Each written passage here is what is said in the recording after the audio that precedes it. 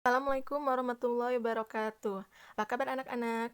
Dilanjutkan dengan pelajaran PABP ya. Sebelum belajar, mari baca doa terlebih dahulu. Berdoa mulai. Selesai? Nah, mari mengingat kembali.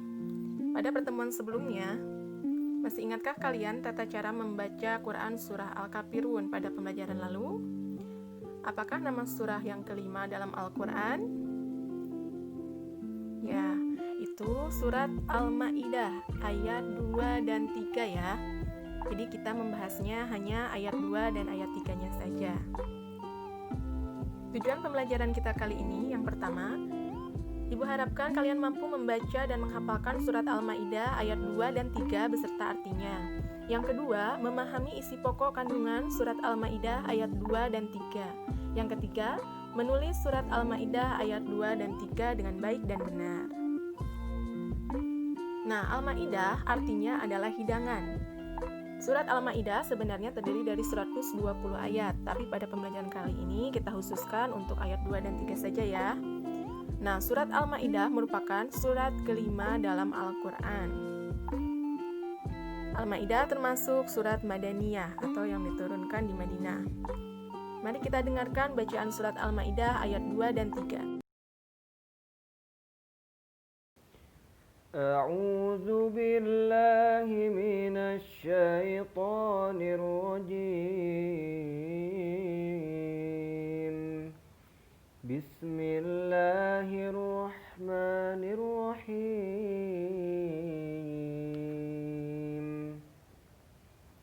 يا أيها الذين آمنوا لا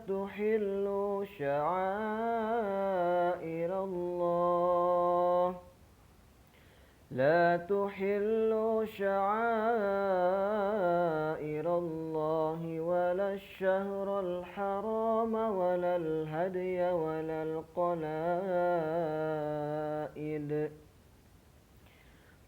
القلائد ولا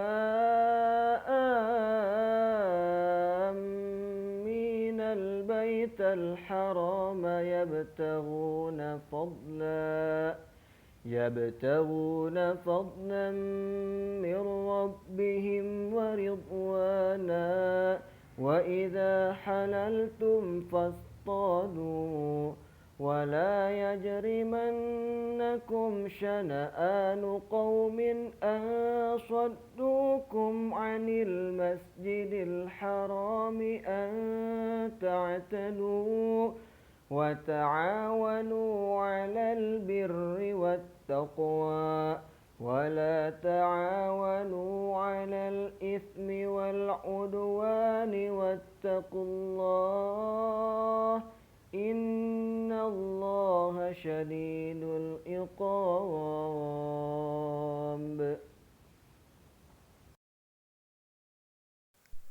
Wahai orang-orang yang beriman, janganlah kamu melanggar syiar-syiar kesucian Allah dan jangan melanggar kehormatan bulan-bulan haram. Dan jangan mengganggu hadyu, hewan-hewan kurban, dan kalaid, hewan-hewan kurban yang diberi tanda. Dan jangan pula mengganggu orang-orang yang mengunjungi Baitul Haram. Mereka mencari karunia dan keridhaan Tuhannya. Tetapi apabila kamu telah menyelesaikan ihram, maka bolehlah kamu berburu. Jangan sampai kebencianmu kepada suatu kaum karena mereka menghalang-halangimu dari Masjidil Haram, mendorongmu berbuat melampaui batas kepada mereka.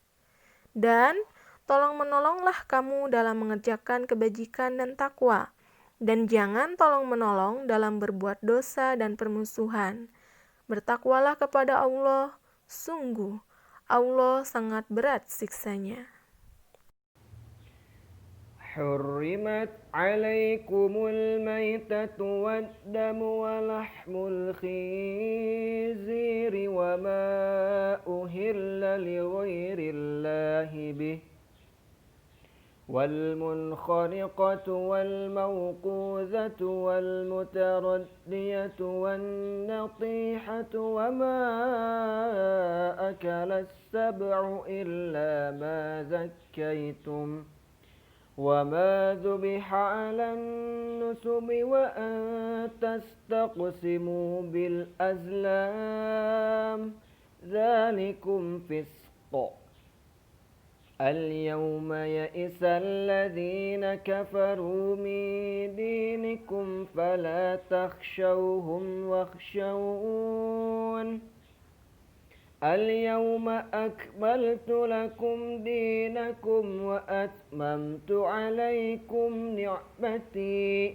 ورضيت لكم الإسلام دينا فمن اضطر في مخمصة غير متجانف لإثم فإن الله غفور رحيم. Diharamkan bagimu memakan bangkai, darah, daging babi, dan daging hewan yang disembelih bukan atas nama Allah, yang tercekik, yang dipukul, yang jatuh, yang ditanduk, dan yang diterkam binatang buas, kecuali yang sempat kamu sembelih, dan diharamkan pula yang disembelih untuk berhala. Dan diharamkan pula mengundi nasib dengan ajlam atau anak panah, karena itu suatu perbuatan fasik. Pada hari ini, orang-orang kafir telah berputus asa untuk mengalahkan agamamu. Sebab itu, janganlah kamu takut kepada mereka, tetapi takutlah kepadaku. Pada hari ini telah aku sempurnakan agamamu untukmu, dan telah aku cukupkan nikmatku bagimu, dan telah aku ridhoi Islam sebagai agamamu. Barang siapa terpaksa karena lapar, bukan karena ingin berbuat dosa, maka sungguh Allah Maha Pengampun, Maha Penyayang. Setelah kita mendengarkan bacaan surat Al-Maidah barusan, beserta artinya, hafalkan ya, ulang-ulang sampai hafal. Nah, untuk selanjutnya isi kandungan surah Al-Maidah ayat yang kedua, yaitu dalam Islam manusia berhak marah dan tidak suka, akan tetapi ia tidak berhak berbuat aniaya pada waktu marah dan pada waktu terdorong rasa benci. Apakah kalian pernah marah? Pernah benci sama seseorang atau sesuatu? Nah, kita boleh melakukan itu, merasakan itu, tapi kita tidak boleh berbuat aniaya pada waktu marah ataupun benci. Begitu ya. Nah, selanjutnya, tolong-menolong. Islam menetapkan agar orang yang beriman harus saling tolong-menolong dan membantu dalam berbuat kebaikan. Nah, ini adalah contoh kehidupan sehari-hari yang mencerminkan tolong-menolong dan bantu-membantu ya. Yang pertama itu ada gambar kalian atau anak-anak yang sedang membersihkan ruangan kelas. Kemudian menolong kakek-kakek menyeberangkan jalan ataupun membantu mendorong bawaannya. Nah, kemudian ada kegiatan keseharian kalian sehari-hari, yaitu membantu ibunda, umi, atau abi di rumah. Boleh menyapu, mengepel, membersihkan rumah, ya bahkan memasak gitu ya. Itu sangat baik. Maka tolong menolonglah dan bantu-membantu dalam kebaikan. Dan sebaliknya, kita tidak boleh tolong-menolong dalam berbuat dosa atau maksiat, kejahatan, dan pelanggaran serta permusuhan. Di sini terlihat ada orang yang sedang tolong-menolong atau bantu-membantu mau mencuri di sebuah supermarket. Nah, itu tidak boleh dilakukan. Kemudian apalagi contohnya? Contohnya misalkan menipu, gitu ya, berbohong. Tolong-menolong dalam berbohong itu tidak baik, maka jangan dilakukan. Selanjutnya kita akan ke isi kandungan surah Al-Maidah ayat yang ketiga, yaitu kita tidak diperkenankan atau tidak boleh memakan bangkai. Di sini ada gambar ayam yang sudah menjadi bangkai. Nah, ketika sudah menjadi bangkai maka tidak boleh dimakan atau haram. Nah, begitu ya. Bisa disebut dengan kategori bangkai atau yang diharamkan jika ada hewan yang mati secara tak wajar atau tanpa melalui proses yang disyariatkan seperti penyembelihan yang disyariatkan dalam ajaran Islam. Bagaimana sih yang disyariatkan dalam ajaran Islam ketika kita menyembelih hewan? Nah, harus mengucapkan kalimat basmalah atau bismillahirrohmanirrohim baru potong hewannya. Maka setelah itu hewannya mati dan halal untuk dimakan. Kalau tidak menggunakan kalimat Allah, membaca basmalah dulu, maka haram. Nah, tapi yang terkategori bangkai juga nih ada beberapa. Yang pertama, hewan yang mati secara tidak wajar, yaitu dalam keadaan tercekik. Jadi hewannya dicekik, ikat, tercekik, mati gitu. Kemudian hewan yang mati karena diterkam oleh binatang buas. Nah, ketika hewannya diterkam oleh binatang buas, kalau hewannya itu bisa diselamatkan, nah tidak keburu mati namun kita sempat menyembelihnya, maka itu masih boleh untuk dikonsumsi, untuk dimakan gitu ya. Tapi kalau sudah diterkam kemudian mati, nah itu sudah jadi bangkai, maka kita tidak boleh memakannya. Nah, kemudian selanjutnya hewan yang mati karena terjatuh dari ketinggian. Jadi saking tingginya hewan itu jatuh ke tanah, langsung mati gitu. Nah, maka itu tidak boleh dimakan karena sudah terkategori bangkai. Selanjutnya, hewan yang mati karena tertanduk oleh hewan yang lainnya. Dengan tanduknya yang tajam, maka dia menanduk hewan yang lain, kemudian hewan tersebut mati. Nah, ketika sudah mati itu sudah terkategori bangkai. Selanjutnya, hewan yang mati karena dipukul dengan menggunakan sesuatu benda. Biasanya dipukul oleh manusia, misalkan saking tenaganya kuat, lalu dipukul sekali langsung mati gitu. Nah, maka itu sudah terkategori bangkai. Islam memberikan pengecualian terhadap 2 jenis bangkai. Apa ya?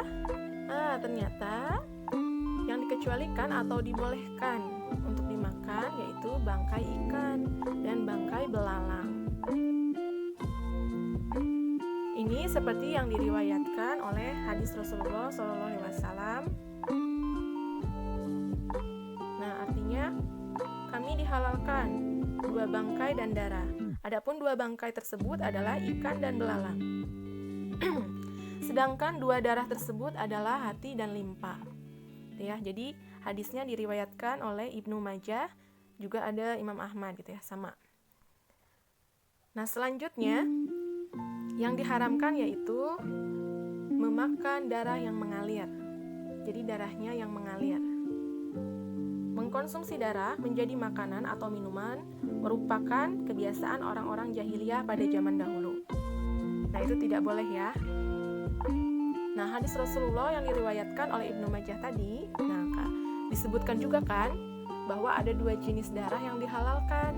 Wah, darah dihalalkan. Apa itu? Yaitu hati dan limpa. Jadi hati dan limpa itu terkategori darah, tapi boleh dimakan, halal. Nah, apakah darah-darah sisa yang masih menempel pada daging ataupun tulang hewan yang disembelih, ini sudah disembelih ya, tapi masih ada darah-darah yang menempel gitu, apakah itu haram? Nah, kalau itu kan hanya sisa-sisa sedikit gitu ya, dan itu pun tidak sengaja menempelnya, bukan dibiarkan untuk dimakan. Nah, maka itu boleh dimakan. Jadi kalau termakan tidak apa-apa. Selanjutnya, makanan yang diharamkan adalah babi. Nah, segala bentuk makanan yang berasal dari olahan babi itu diharamkan. Contohnya apa saja? Misalkan ada sosis, tapi sosisnya itu terbuat dari daging babi atau ada campuran daging babinya.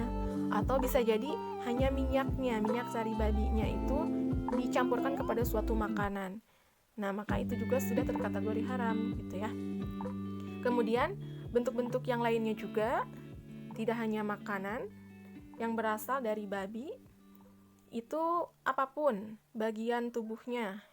Nah, kalau diolah, maka itu tidak boleh dipergunakan.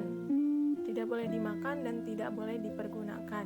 Misalkan bulunya, ada yang bilang bulu aja itu bukan daging. Iya, tapi kan bulunya bulu babi gitu ya. Dipergunakan untuk apa bulu babi? Biasanya dipergunakan untuk kuas atau dipergunakan untuk sikat gigi mungkin gitu ya. Jadi yang bulu-bulu gitu, yang berhubungan dengan bulu-bulu. Nah, jadi itu tidak boleh dipergunakan ya. Olahannya dalam bentuk apapun, baik itu saripatinya gitu ataupun ekstraknya gitu. Kemudian dipergunakan misalkan untuk kosmetik atau campuran makanan gitu. Nah, itu tidak boleh. Nah, bahasan mengenai babi ini sangat panjang sekali gitu ya.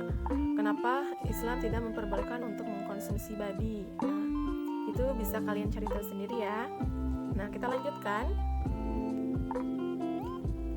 Disembeli bukan atas nama Allah. Jadi makanan yang disembeli tapi bukan atas nama Allah, tidak menggunakan kalimat basmalah, maka itu haram untuk dimakan. Kemudian disembeli, nah tapi ini mau untuk berhala, jadi dipersembahkan untuk berhala, itu juga tidak boleh dimakan karena itu haram. Nah, bahaya memakan hewan yang diharamkan apa saja sih? Nah, kenapa sih Allah melarang kita untuk memakannya? Yang pertama, menjauhkan diri dari rahmat Allah. Karena Allah tidak suka, maka kalau dikerjakan, maka itu akan menjauhkan diri dari rahmat Allah. Kemudian, menjerumuskan seseorang dalam perbuatan dosa dan mengotori kesucian jiwa. Yang ketiga, mengakibatkan amal ibadah dan doa ditolak oleh Allah. Nah, apakah kita mau doa-doa kita dan amal ibadah yang kita lakukan sehari-hari, sholat kita, ngaji kita gitu ya, tidak diterima oleh Allah? Atau kita belajar, tapi kok belajar susah banget ya ngertinya? Nah gitu, jangan-jangan itu karena memakan makanan yang haram. Nah, maka mulai dari saat ini kita harus lebih terseleksi makanannya. Jadi harus tahu dulu nih kandungannya apa gitu. Karena di zaman modern seperti sekarang kan makanan itu sudah dikemas, jadi bisa jadi bukan dalam wujud babinya gitu, tapi memang di situ ada kandungannya gitu. Misalkan ekstrak babinya gitu. Nah, itu kita lebih teliti lagi gitu ya. Kemudian selanjutnya, mendapat ancaman dan balasan dari Allah berupa siksa di akhirat karena melanggar aturannya. Yang kelima, dari segi kesehatan fisik, makan binatang yang haram jelas membawa akibat buruk bagi tubuh. Yang keenam, dilarang menggunakan pengobatan dari hewan yang haram. Sekalipun banyak digunakan orang sebagai obat, tetapi Islam melarang menggunakannya. Gitu ya. Nah, misalkan katak, ular, buaya, dan lainnya gitu ya. Yang ketujuh, mendorong melakukan perbuatan negatif yang dilarang oleh Allah. Jadi kalau kita misalkan tidak sengaja memakan makanan yang haram karena tidak tahu, nah apakah itu berefek? Ya mungkin akan ada efeknya karena itu adalah makanan yang haram.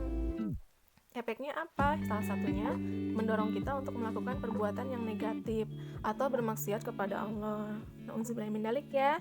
Yuk kita lebih berhati-hati lagi ketika mau makan. Nah, kita lanjutkan isi kandungan surat Al-Maidah yang ketiga ini. Intisarinya apa aja sih dari yang sudah kita utarakan? Nah, yang pertama yaitu beberapa makanan atau hidangan yang dilarang Allah untuk kita makan. Nah, tadi sudah dijelaskan. Yang kedua, manusia dilarang mengundi nasib dengan anak panah. Nah, mengundi nasib ini seperti ramalan, seperti itu ya. Atau misalkan berjudi gitu dengan anak panah. Kemudian yang ketiga, melarang umat Islam untuk berputus asa dan merasa takut terhadap orang kafir Quraisy. Takutlah hanya kepada Allah. Jadi surat Al-Maidah ini kan diturunkan pada waktu zaman Rasulullah. Nah, itu membuat orang-orang muslim seperti mau berputus asa. Nah, Allah menurunkan ayat ini untuk melarang orang-orang atau umat Islam berputus asa. Kita hanya boleh takut kepada Allah. Yang selanjutnya, yang keempat, Allah telah menyempurnakan agama Islam sebagai agama yang diridhoi. Untuk itu, alhamdulillah kita sudah memeluk agama Islam. Nah, jika kita mendapatkan kesulitan, maka hanya kepada Allah lah kita bergantung. Dan apabila manusia berada dalam kesalahan dan dosa, maka bersegeralah memohon ampun kepada Allah. Gitu ya, jangan kepada yang selain Allah. Demikianlah pembelajaran kita kali ini. Mari kita simpulkan. Yang pertama, makanan yang diharamkan atau dilarang oleh Allah, makanan haram, nah maka dalam agama kita tidak boleh dimakan. Selanjutnya, bersikaplah yang baik-baik, tolong menolong dalam hal-hal yang baik, bantu-membantu hanya dalam hal yang baik, bukan yang selainnya. Dan tumbuhkan rasa simpati terhadap orang lain. Jadi kalau kita berbuat baik, itu sebenarnya melatih simpati kita terhadap orang lain. Dan Allah suka kepada orang-orang yang berbuat baik. Mari kita melakukan refleksi. Apa yang sudah kalian pelajari hari ini? Sudah pahamkah kalian makanan apa saja yang boleh dimakan ataupun tidak boleh? Nah, apakah kalian akan bersikap yang baik dan bersimpati terhadap orang lain sesuai anjuran Al-Quran. Nah, jika kalian sudah bisa menjawab ketiga pertanyaan ini, artinya pembelajaran kita sudah berhasil ya, sesuai dengan tujuan pembelajaran kita hari ini. Oke, jazakumullahu khairan hasiran for watching. Assalamualaikum warahmatullahi wabarakatuh.